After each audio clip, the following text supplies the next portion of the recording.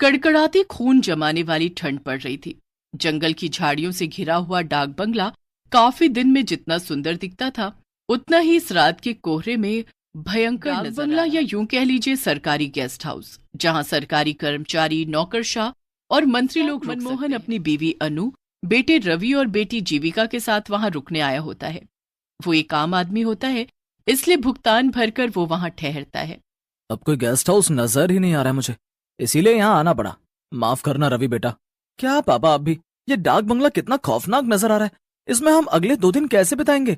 रवि बेटा, कॉलेज का last year चल रहा है तुम्हारा, इतने बड़े हो गए हो फिर भी इतना डरते हो। अब हम भी क्या करें? अगले 2 दिनों तक इस गांव से बाहर मौसम खराब होने की आशंका है और साथ ही भूकंप आने की भी। अरे मेरे डरपोक भाई, तुम कब सुधरोगे? अरे उल्टा इस डाक बंगले की खूबसूरती को देखो ना, यहाँ की शांति में कितना सुकून है। उफ। चुप रहो जीविका। वो चारों अपने अपने कमरों में आराम करने चले जाते हैं। रवि और जीविका एक कमरे में सोते हैं और मनमोहन और अनु एक कमरे में।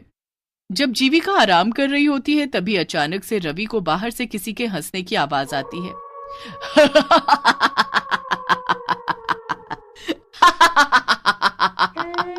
मेरे पास आओ, आओ, आओ मेरे पास आओ।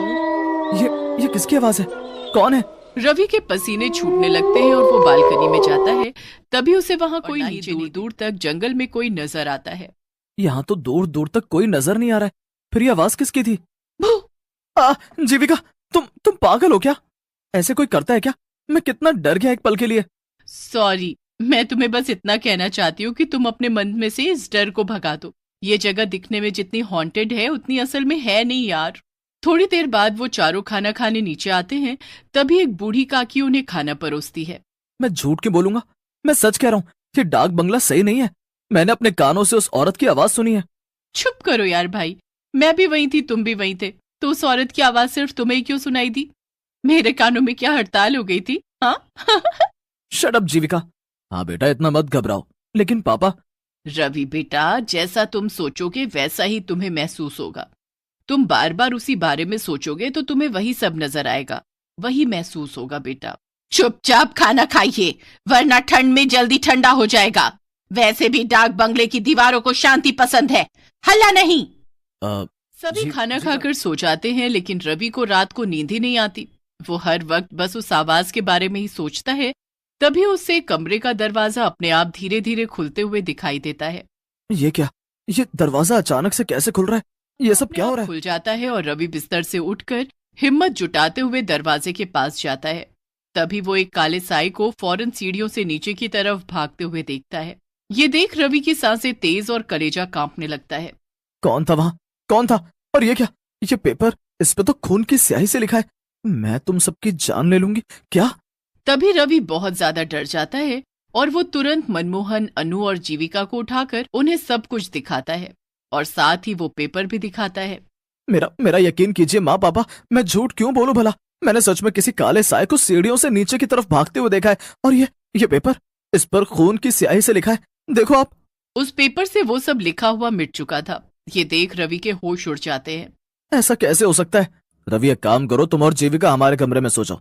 चारों एक साथ सोएंगे तो किसी को डर नहीं लगेगा।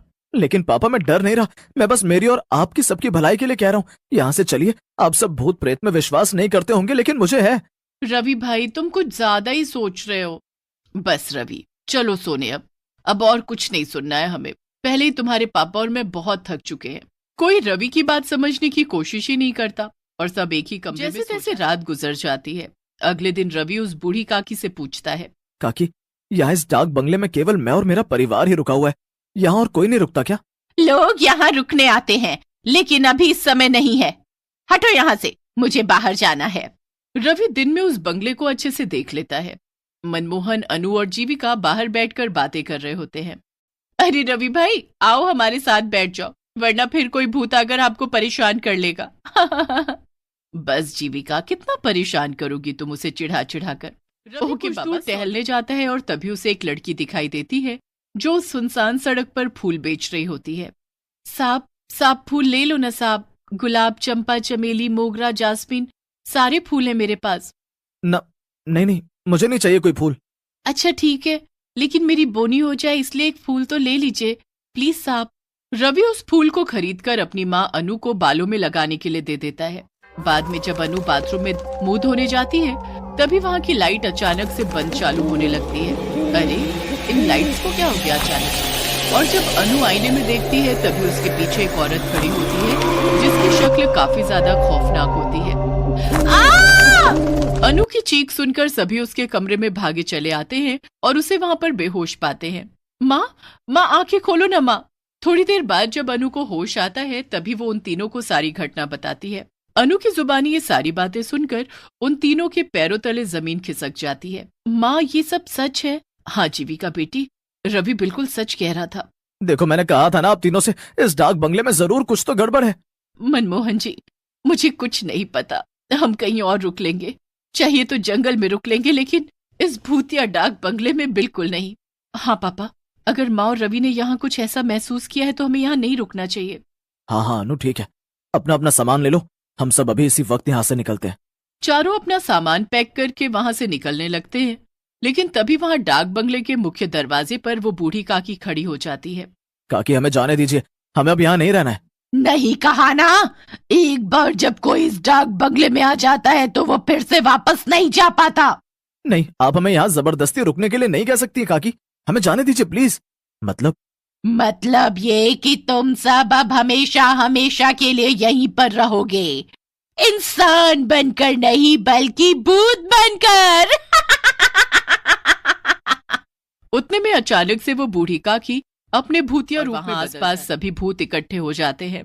ये सब देखकर चारों की रूह कांप उठती है और रोंगटे खड़े हो जाते हैं। नहीं, बचाओ! वो चारों भागने की कोशिश करते हैं लेकिन उनके पैर नहीं हिल पाते हैं और वो जमीन से चिपक कर रह जाते हैं। नहीं, हमने यहाँ रुककर बहुत बड़ी गलती कर दी, हमें यहाँ रुकना ही नहीं चाहिए था। बचाओ! ये हमारे पैरों को क्या हो गया? ये हिल क्यों नहीं रहे?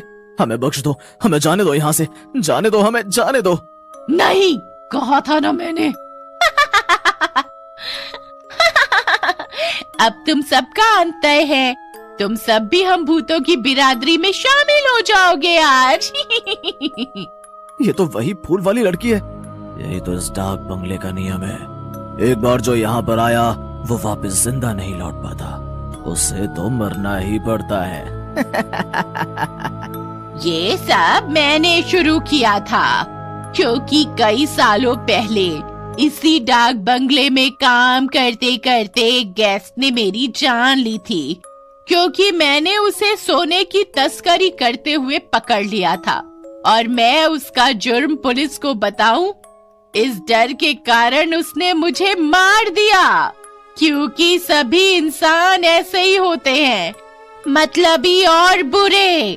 सारे भूत अब उन चारों के पास आने लगते हैं और चारों काफी ज्यादा घबरा जाते हैं। लेकिन तभी हम यहाँ से भाग तो नहीं सकते, लेकिन अपने मुंह से भगवान को याद तो कर सकते हैं। माँ, पापा, जीविका, हनुमान जी ही अब हमें बचा सकते हैं। वो चारों एक साथ हनुमान चालीसा बोलना शुरू कर देते हैं। जय हनुमान ज्ञान गुण सागर, जय कपीस तिहु लोक उजागर, रामदूत अतुलित बलधामा, अंजनी पुत्र पवन सुत नामा। बंद करो, बंद करो।